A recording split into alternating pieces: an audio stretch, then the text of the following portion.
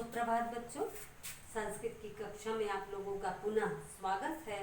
आज आप लोगों का चतुर्था पाठ धातु परिचय। धातु किसे कहते हैं बच्चों? संस्कृत में धातु को क्रिया कहते हैं। क्या कहते हैं? क्रिया, है ना। जैसे जिस तरह से काल को लकार कहा जाता है और कारक को विभक्ति कहा जाता है, उसी तरह से बच्चों क्रिया को धातु कहा जाता है। पिछली कक्षा में भी आप पढ़ चुके हैं कि किसी भी कार्य के करने या होने को क्रिया कहते हैं, और क्रिया ही धातु, जैसे खेलना, कूदना, पढ़ना, लिखना, आना, जाना, इनको हम संस्कृत भाषा में जब बोलते हैं तो वही धातु हो गया। धातु है जैसे पठ, आपके पेज नंबर 29 में दिया हुआ है बच्चों, धातु, उसका अर्थ और तीनों वचन उसके। तो ध्यान से देखिए बच्चों, आज उसी का मैं अनुवाचन कार्य कर रही हूँ। धातु, पठ, अर्थ, पढ़ना। सभी बच्चे ध्यान से अपनी किताब को देखेंगे। पठ, पढ़ना।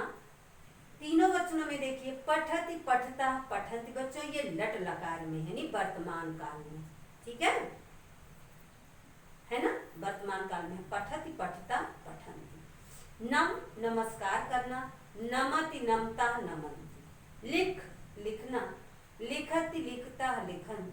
खाद, खाना। खादति, खादता, खादन्ति। अपरिवर्तनीय धातुएं, यानी जो परिवर्तित नहीं होती हैं, है ना।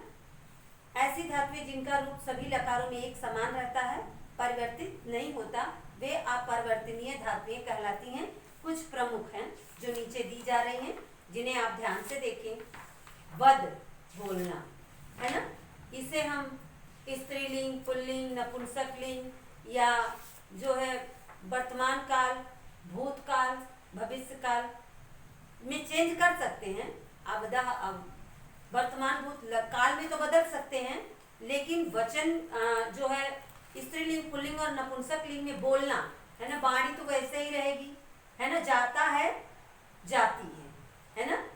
लेकिन जाना शब्द जो है, बोलना, बोलता है, बोलती है ना।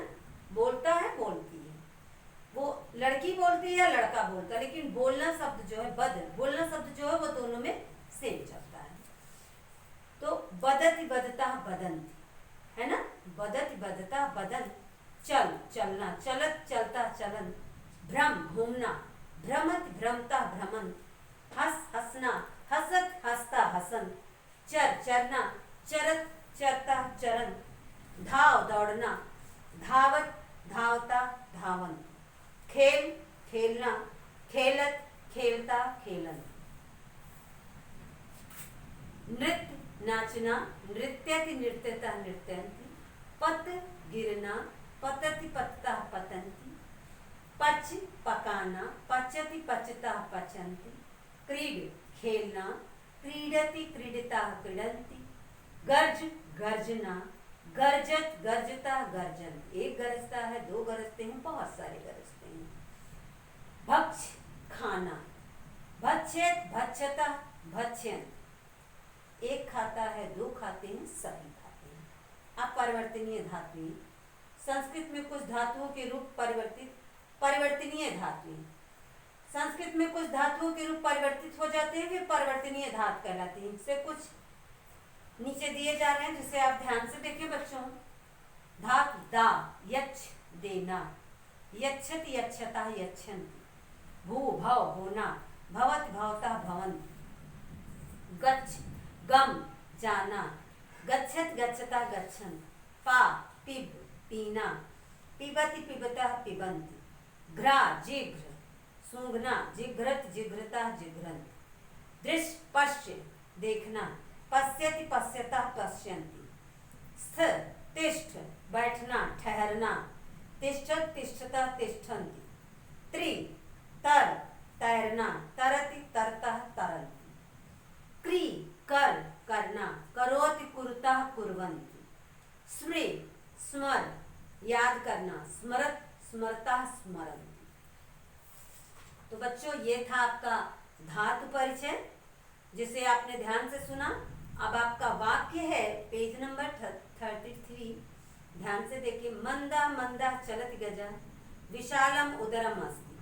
धीरे धीरे चलता है हाथी और बड़े हैं उसके पेट। स्तंभ भवति पादः खादति कदली पात्रम। खंभे के जैसे उसके पैर होते हैं और केले का पत्ता खाता है। अति शोभते ऐसा गजा। बहुत ही सुंदर है यह हाथी। छात्रा पश्यत एकः स्व छात्रा वदत ऐसा स्व। छात्र देखता है एक घोड़ा, छात्र बोलता है यह घोड़ा।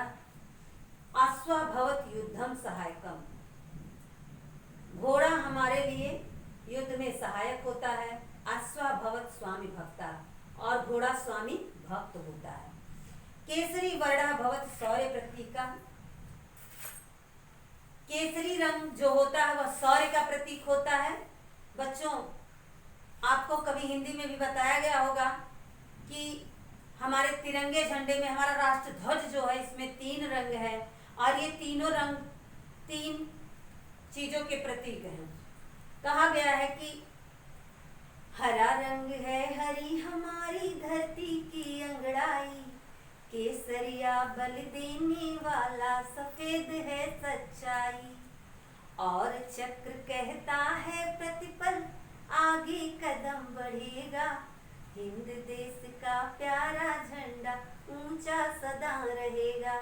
हमारा जो राष्ट्र ध्वज है ये कहा जाता है कि इसमें जो तीनों वर्ड हैं ये 3 चीजों के प्रतीक हैं।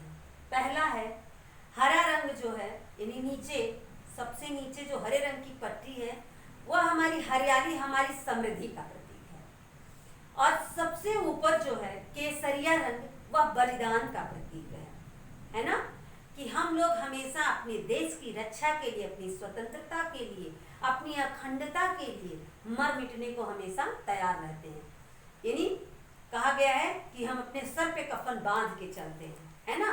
भारत के लोग वीर जवान यही कहते हैं कि मैं अपने देश की स्वतंत्रता के लिए हमेशा अपने सर पे कफन बांध के चलता हूँ। तो बच्चों, ये ध्वज जो हमारा है ये 3 रंग जो इसमें है, तीनों 3 तरह के प्रतीक। और सफेद रंग जो है वह सच्चाई और सत्य का, शांति और सच्चाई का प्रतीक है, सत्य का प्रतीक है। कहा गया ना कि हरा रंग है हरी हमारी धरती की अंगड़ाई, यानी हमारी समृद्धि का प्रतीक है। और केसरिया बल देने, केसरिया बलिदान का प्रतीक है। और सफेद रंग जो है वह शांति और सच्चाई का प्रतीक है। केसरिया बहुत शौर्य प्रतीक, केसरिया रंग शौर्य का प्रतीक है ना, क्या शौर्य का प्रतीक है। मध्य श्वेता भवत शांति प्रतीक है। बीच में जो श्वेत रंग होता है, सफेद रंग, वह शांति का प्रतीक होता है। अंते हरिता भवत समृद्धि है। और नीचे जो हरे रंग की पट्टी होती वह समृद्धि का प्रतीक है। अयम अस्माकम राष्ट्र ध्वजा, यह हमारा राष्ट्र ध्वज है। अन्नम पचत भवति सुप्रसन्ना, अन्न पकाती और रहती है हमेशा खुश। लालयति पालयति स्नेहत स्वबालान, अपने बच्चों को पालती है, लालन पालन पोषण और स्नेह करती है। कष्टम सहते सर्वान सुखिम करो, खुद को खुद कष्ट सह के औरों को सुख देती है, औरों को सुखी करती है। जगत प्रसिद्ध है धन्य सा माता, जग में प्रसिद्ध है धन्य वह माता, जग में प्रसिद्ध है धन्य सा माता, विश्व प्रसिद्ध है धन्य है वह माता। तो बच्चों, आपका यह चौथा पाठ समाप्त हो गया, इसका अनुवाचन कार्य समाप्त हो गया। शब्दार्थ आप अपनी कॉपी में लिख करके अच्छी तरह से याद करेंगे और धातु रूप पूरा अपनी कॉपी में लिखेंगे अर्थ के साथ, तीनों वचनों में जितना दिया हुआ है। तो आज के लिए यही आपका गृह कार्य है। Thank you, have a nice day.